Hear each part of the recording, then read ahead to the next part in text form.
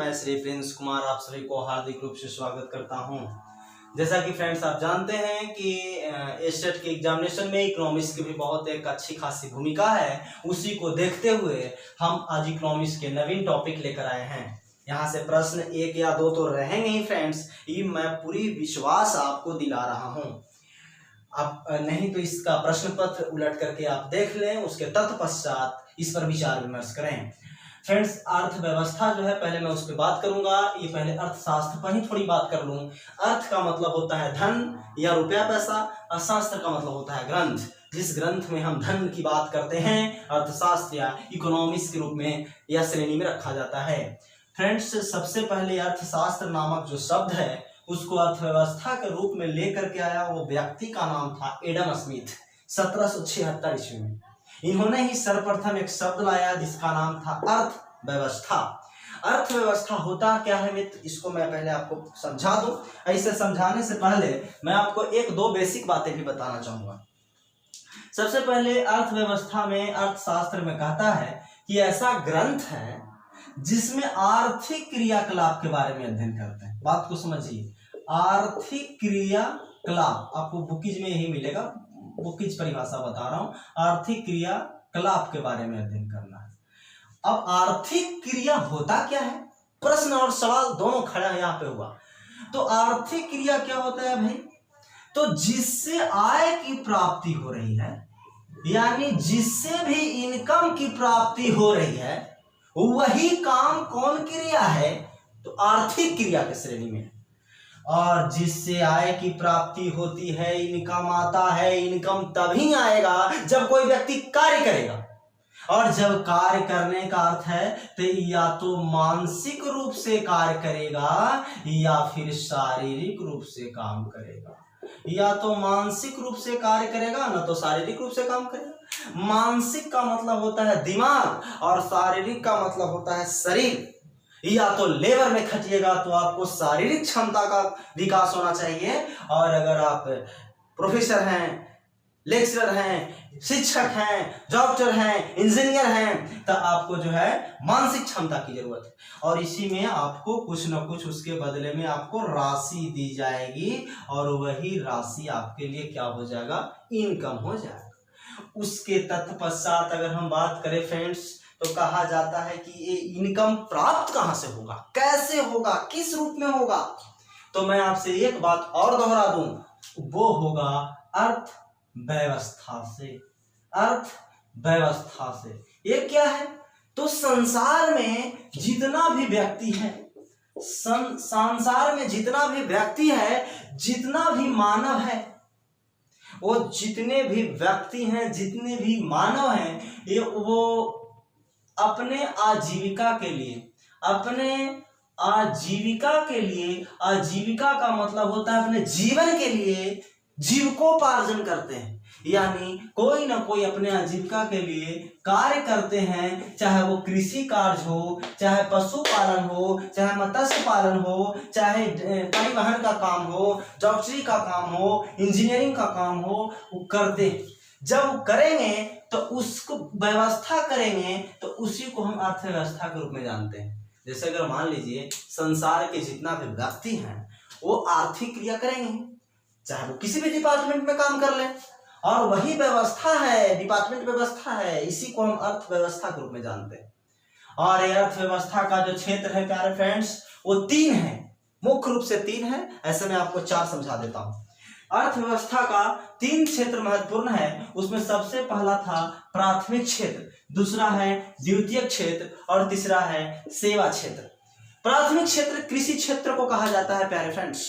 कृषि क्षेत्र कहने का मतलब है मत्स्य पालन है, पशुपालन है, मधुमक्खी पालन है, कुक्कुट पालन है। बताइए ये सब किसान लोग करेंगे कि नहीं करेंगे, इसीलिए इसको हम प्राथमिक क्षेत्र में रखते हैं, क्योंकि इसको कृषि क्षेत्र कहा जाता है।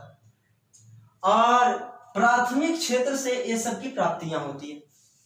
आपको एक बात कहूं कि प्राथमिक क्षेत्र में अगर किसान आते हैं तब किसान तो जूट भी बनाते होंगे, यानी पटसन जिसको आप कहते हैं, पटसन, जूट का बोरा तो नहीं बनाते होंगे लेकिन पटसन तो जरूर बनाते होंगे। कपास को जरूर उत्पादन करते होंगे, जिसका उसका जो कच्चा माल है जिसका तो उत्पादन करेंगे किसान। लेकिन कच्चा माल से कपास बनाने के लिए द्वितीयक क्षेत्र में जाना होगा, क्योंकि द्वितीयक क्षेत्र को हम लोग औद्योगिक क्षेत्र कहते हैं, इसीलिए उद्योग का होना जरूरी है। टमाटर तो हम लोग उपजा देंगे, प्राथमिक क्षेत्र में हम किसान हैं, लेकिन क्या सॉस हम बना सकते हैं? उसके लिए कंपनी की आवश्यकता है।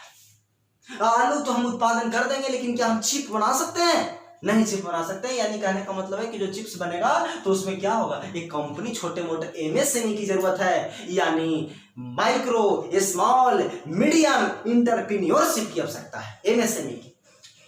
तो द्वितीयक क्षेत्र में आता है मित्रों, जिसमें बिजली उत्पादन वगैरह भी शामिल है, पदार्थ का निर्माण होता है, विनिर्माण होता है, कच्चे माल को, रॉ मटेरियल को जो है से कि उपयोग के लायक बनाने में एक सहयोगात्मक भूमिका होता है द्वितीय क्षेत्र को। अब गाड़ी मान लीजिए कि द्वितीय क्षेत्र में बन गया, क्योंकि उद्योग है, अब गाड़ी बन गया तो सेवा देगा लोगों को कि नहीं देगा, तो उसको हम तृतीय क्षेत्र को हम सेवा क्षेत्र कहते हैं। गाड़ी यहाँ बना दिए, डॉक्टर बना दिए, तो यहाँ पर देंगे तो सेवा देगा, सिंपल सी बात है, और सेवा देगा, इसको हम तृतीय क्षेत्र कहेंगे। डॉक्टर है, इंजीनियर है, परिवहन है, संचार है, व्यापार है, जो भी आए उस सब सेवा क्षेत्र में आता है, जिसको तृतीय क्षेत्र कहते हैं। और इसीलिए प्यारे फ्रेंड्स, अगर मैं आपसे बात करूं तो सेवा क्षेत्र का योगदान वर्तमान समय में भारत के जीडीपी में 56% है। सोच लीजिए, भारत के जीडीपी में, ग्रॉस डोमेस्टिक प्रोडक्ट में, सकल घरेलू उत्पाद में 56% इसका योगदान है, 56%। लेकिन कृषि क्षेत्र का मात्र योगदान 14% है। प्यारे फ्रेंड्स, आप जानते हैं कि किसान आत्महत्या, डेली 44 मिनट पर एक किसान आत्महत्या करता है। सरकार बार बार कहती है कि मैं किसान के लिए फलाने स्कीम, चिलाने स्कीम इस तरीके से चला रहा हूं, लेकिन हो क्या रहा है, जो देखिए 14% मात्र यहाँ की जीडीपी का हिस्सा कमाया जाता है। अब भारत का 56% आदमी यहाँ काम कर रहा है। सोचिए, 56% आदमी काम कर रहा है और मात्र 14% पैसा कमा रहा है, और यहाँ मात्र 30% आदमी काम कर रहा है, 56% पैसा कमा रहा है। तो यहाँ पर तो ज्यादा आपको इनकम होगा सेवा क्षेत्र में, इसीलिए लोग कृषि छोड़ करके सेवा में चल जा रहे हैं। तो जिस समय देश आजाद हुआ था उस समय प्राथमिक क्षेत्र का ज्यादा महत्व था, आज प्राथमिक क्षेत्र का महत्व नहीं रहा, आज सेवा क्षेत्र का ज्यादा महत्व बढ़ गया है। इसीलिए हर कोई सेवा क्षेत्र में ही जाना चाहते हैं। किसान का बेटा ही किसान नहीं बनना चाह रहा है। इस बात से कहां तक सहमत है आप देखिए गांव में जाकर करके। फिर एक और आता है चौथा क्षेत्र, जिसको हम कहते हैं अनुसंधान का क्षेत्र। अनुसंधान क्षेत्र, इसको हम कहते हैं चतुर्थ क्षेत्र, चौथा क्षेत्र है, इसको अनुसंधान क्षेत्र कहा जाता है, जिसमें R&D होता है, रिसर्च एंड डेवलपमेंट होता है। वैज्ञानिक रिसर्च करते हैं, डेवलपमेंट करते हैं, खोज करते हैं। जैसे कोरोना वायरस पे ही रिसर्च एंड डेवलपमेंट चल रहा है, तो ये रिसर्च एंड डेवलपमेंट जो है वो चौथे क्षेत्र में आएंगे, अनुसंधान क्षेत्र में आएंगे। ये तीनों क्षेत्र में शामिल नहीं होंगे चीजें। तो इस तरीके से फ्रेंड्स, इसको हम 3 क्षेत्र में बांट करके देखे हैं। अब ये अर्थव्यवस्था का क्षेत्र है, ध्यान रखिएगा, अर्थव्यवस्था का प्रकार नहीं है, प्रकार और क्षेत्र में अंतर है। ये प्रकार के आधार पर मैं आपको बताऊं तो अर्थव्यवस्था 3 प्रकार के होते हैं, पूंजीवादी, समाजवादी, मिश्रितवादी। लेकिन प्यारे फ्रेंड्स, जिस समय भारत 1947 में आजाद हुआ था, उस समय जब आजाद हुआ भारत, तो आपसे एक बात कहना चाहूंगा कि एक तरफ रूस और एक तरफ अमेरिका, 2 देश था। भारत आजाद हुआ तो पंडित नेहरू को कहा गया, प्रधानमंत्री बने, भारत के प्रथम प्रधानमंत्री माननीय पंडित जवाहरलाल नेहरू जी जब बने, तो रूस के राष्ट्रपति जी और अमेरिका के दोनों बुलाए कि मेरे पास आओ, मेरे विचार को अपनाओ। ये कहा मेरी विचार को अपनाओ। रूस अपना रखा था समाजवादी और अमेरिका अपना रखा था पूंजीवादी। यहाँ पर मैं रूस भी लिख लूं थोड़ा, रूस। अब इसमें जो है रूस कहा कि समाजवादी मॉडल अपनाइए, अमेरिका कहा कि पूंजीवादी अपनाइए। तो हमारे प्रधानमंत्री बहुत तेज थे, दोनों से लाभ लेना चाहते थे, क्योंकि लाभ क्या, हमें तो चाहिए लाभ से ज्यादा हम लोग अपने हित की बात करते हैं। हम लोग को भी हित हो, हमारे परिवार का हित हो, हमारे देश का हित हो, हमारे बुजुर्ग गरीबों का हित हो, वही चीज हमारे प्रधानमंत्री जी की है। और हमारा प्रधानमंत्री जी ने मिश्रितवादी व्यवस्था अपनाया, न तो संपूंजीवादी लिया और न समाजवादी लिया, दोनों को मिला दिया, कह दिया मिश्रितवादी। नहीं चीनी न मीठा, मिला दीजिए मिश्री हो जाए, ये मिश्रितवादी है, मिश्रीवाद। और इसीलिए फ्रेंड्स ये भारत का अर्थव्यवस्था इसीलिए मिश्रितवादी है। इसको थोड़ा सा ध्यान से समझ लीजिए तो कंप्लीट हो जाएगा। अगर मैं आपसे कहूं कि भारत में सब कुछ सरकारी है तो कहिएगा कि नहीं, सब कुछ सरकारी नहीं है, कुछ प्राइवेट भी है, कुछ सरकारी भी है। हम कहें डॉक्टर सरकारी है तो हाँ है, हम पूछे प्राइवेट भी है तो हाँ है, तो फिर सरकारी भी नहीं हुआ ना प्राइवेट हुआ। हम आपसे पूछे सरकारी इंजीनियर है तो है, सरकारी डॉक्टर प्राइवेट इंजीनियर भी होगा ताजी है, तो दोनों है। सरकारी हॉस्पिटल भी है, प्राइवेट हॉस्पिटल भी है। तो इसका मतलब है कि दोनों हम अपना रखे हैं व्यवस्था, इसीलिए मिश्रितवादी। लेकिन पूंजीवादी अर्थव्यवस्था कहता है कि देश के अंदर जितना भी वस्तु का उत्पादन हो और सेवा का उत्पादन हो देश के अंदर, उस पर अधिकार अगर निजी व्यक्ति का हो, निजी आदमी का हो, प्राइवेट आदमी का हो, तो वो पूंजीवादी है, कैपिटलिस्ट इकोनॉमी है, पूंजीवादी अर्थव्यवस्था है। जैसे अमेरिका है, अमेरिका कहता है पैसा है तो ट्रेन भी खरीदो, प्लेन भी खरीदो। क्या भारत में ऐसा व्यवस्था है? नहीं है। इसका मतलब है कि भारत में पूंजीवादी पूर्ण रूप से सफल नहीं है, क्योंकि हमारे देश में आर्थिक असमानताएं बहुत अधिक, जो गैपिंग है, इकोनॉमिकल गैपिंग है वो बहुत ज्यादा है। अगर मान लीजिए कि एक व्यक्ति बहुत धनी है, बिल्डिंग पे बिल्डिंग बनाया जा रहा है, और दूसरा व्यक्ति मर रहा है, बेचारे तबाह है, खाए बिना मर रहा है, तो सोच लीजिए थोड़ा।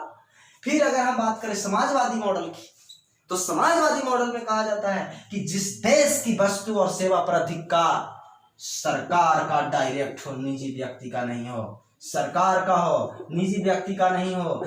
चाइना कहता है, रूस कहता है कि तुम्हारे पास पैसा है तो तू पैसा मेरे पास जमा करो, तू बस काहे खरीदेगा, तो पैसा जमा करो, उसका मैं आपको का ब्याज दूंगा। और ये पैसा आपको जमा ले लेती है, उस पर ब्याज देती है सरकार, उसको पैसा को कहीं लगा करके इन्वेस्ट करके उसे शुद्ध कमा लेती है। इसीलिए जो है ये समाजवादी मॉडल है जिसमें चीन और रूस शामिल है। लेकिन भारत ऐसा नहीं कर सका, दोनों में से कोई मॉडल नहीं अपना सका। भारत को था कि उद्योगपति को अगर उद्योग चलाने का मौका नहीं दीजिएगा तो उद्योगपति, आप ही बताइए कि उद्योगपति को उद्योग चलाने का मौका नहीं दीजिएगा तो आप ही बताइए कि उद्योगपति काहे आपको उद्योग खोलेगा? नहीं खोलेगा। काहे पैसा आपको देगा? घर रखेगा।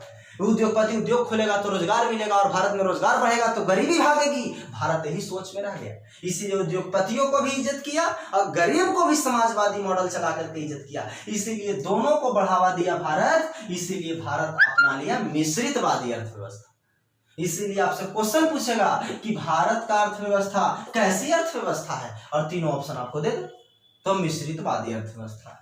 चाइना का अर्थव्यवस्था कैसी अर्थव्यवस्था है, अमेरिका का अर्थव्यवस्था निम्नलिखित में से कौन सी अर्थव्यवस्था की श्रेणी में आता है? इस तरीके के प्रश्न मित्रों आपसे पूछे जाते हैं, और पूछे जाना भी चाहिए, क्योंकि ये बहुत ही बेसिक और कंसेप्ट जो है क्लियर कंसेप्ट है। अगर हम आपसे थोड़ी सी और बातें कर लें फ्रेंड्स, तो एक दो चीजें पे मैं और बातें करना चाहूंगा आपसे मुख्य रूप से, जिसमें आपसे मैं कहना चाहूंगा, एक है सतत विकास, सस्टेनेबल डेवलपमेंट, और एक है समावेशी विकास, जिसको आप कहते हैं इंक्लूसिव डेवलपमेंट। समावेशी विकास और सतत विकास, ये दो विकास मैं आपको समझाना चाहूंगा। ये विकास शब्द तो आप जानते ही हैं कि जो कि एक आर्थिक गतिविधि में जो धारा प्रवाह होता है उससे है, और ये सतत का मतलब होता है कंटिन्यू, लगातार, जल का प्रवाह लगातार होना चाहिए। अगर मान लीजिए कि देश के अंदर कोयला है, तका कोयला के एक ही बार में खान में ही आग लगा दो, ऐसा नहीं करना चाहिए, क्योंकि संसाधन है आपके पास तो निश्चित मात्रा में ज्यादा उपयोग करिएगा तो भविष्य की पीढ़ी नाश हो जाएगा, उसके लिए कुछ बचेगा ही नहीं। तो इसीलिए कहा जाता है कि जो भी संसाधन उपलब्ध है, जो भी संसाधन आपके पास उपलब्ध है प्यारे मित्रों, उसमें निश्चित उसकी मात्रा है, उसका ऐसा उपयोग कीजिए कि भविष्य की पीढ़ी आपको शिकायत ना करे।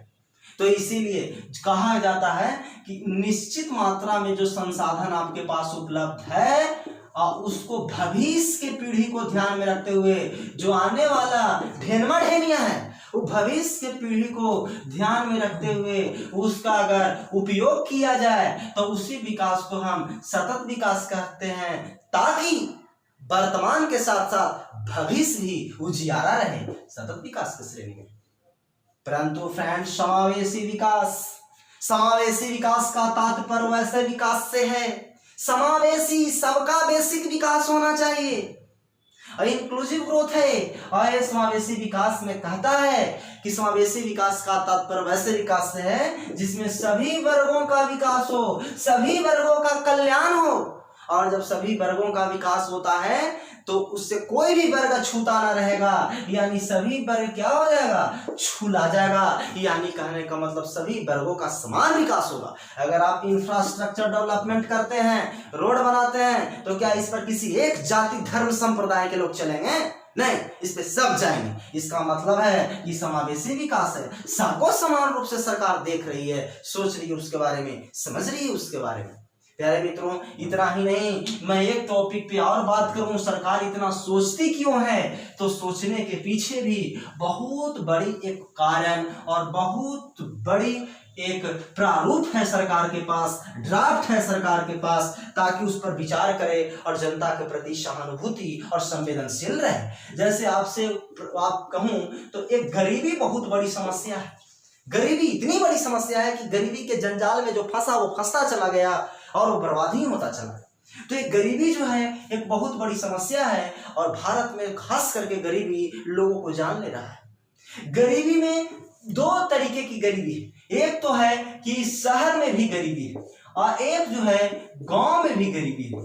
व्यक्ति तो गरीब होता है लेकिन उसकी समस्या को क्या कहते हैं, तो गरीब कहते हैं। व्यक्ति गरीब है बेचारा लेकिन उसकी समस्या गरीबी। यदि कोई व्यक्ति बेचारे शहर में रह रहा है लेकिन पेट भर भोजन नहीं कर रहा है, और यदि कोई व्यक्ति शहर में रहे और 2100 कैलोरी से अगर कम ऊर्जा ग्रहण करे, कोई व्यक्ति शहर में रहे और 2100 कैलोरी से कम ऊर्जा ग्रहण करे, कोई व्यक्ति शहर में रह रहा है और 21 कैलोरी है ऊर्जा का मापक है फ्रेंड्स, 2100 कैलोरी से कम ऊर्जा ग्रहण करे तो वो व्यक्ति गरीब कहलाता है। तथा ये जो समस्या है, जो अमस्या के आ रहा है, समस्या है, उसको हम गरीबी कहते हैं। परंतु अगर कोई व्यक्ति गांव में रह रहा है प्यारे फ्रेंड्स, और गांव में रहता है और 2400 कैलोरी से कम ऊर्जा ग्रहण करे तो वह व्यक्ति भी गरीब कहलाता है तथा यह समस्या गरीबी कहलाता है। इसको जानने के लिए हमारे प्यारे मित्रों, इसको जानने के लिए भारत सरकार ने कार्ड का भी व्यवस्था किया है जिसका नाम रखा है APL और BPL। इसको हम कहते हैं एबव पॉवर्टी लाइन, जिसको आप कहा जाता है एबव पॉवर्टी लाइन, और इसको हम कहते हैं BPL तो बिलो पॉवर्टी लाइन। प्यारे मित्रों, यदि जो कहने का मतलब है कि APL में है, यानी जिसकी स्थितियां ठीक है उसको हम एबव APL कार्ड देते हैं, और जिनकी स्थितियां थोड़ी खराब है उसको BPL कार्ड देते हैं, ताकि सरकार की मदद कर सके, उसे सरकार उसे सुव्यवस्थित कर सके, सरकार उसे कुछ दे कर करके उनकी सेवा कर सके। और इस तरीके से ये लाइन की सहायता से उसको हम लोग आइडेंटिफिकेशन लेते हैं, आइडेंटिटी करते हैं, ताकि वो व्यक्ति का कल्याण हो सके और ताकि समाज का सर्वांगीण विकास हो सके और सभी का कल्याण हो सके। तो प्यारे मित्रों, इस तरीके से यह टॉपिक को मैं लेकर के आगे बढ़ा। इसे लाइक करें, सब्सक्राइब करें और कमेंट करें, और साथ ही इस वीडियो को देखने के लिए आपको बहुत बहुत धन्यवाद, और यहीं पे इसे समाप्त करता हूं मित्रों। नमस्कार। और विद्यार्थी लोग, यदि आपको बिहार स्टेट की पूरी तैयारी करना है तो मगध क्लास के साथ जुड़ें और हमारे दिए गए कॉन्टैक्ट नंबर पर संपर्क करें। बिहार स्टेट की सभी विषयों की क्लास जूम ऐप के माध्यम से चलाए जा रहे हैं। नमस्कार।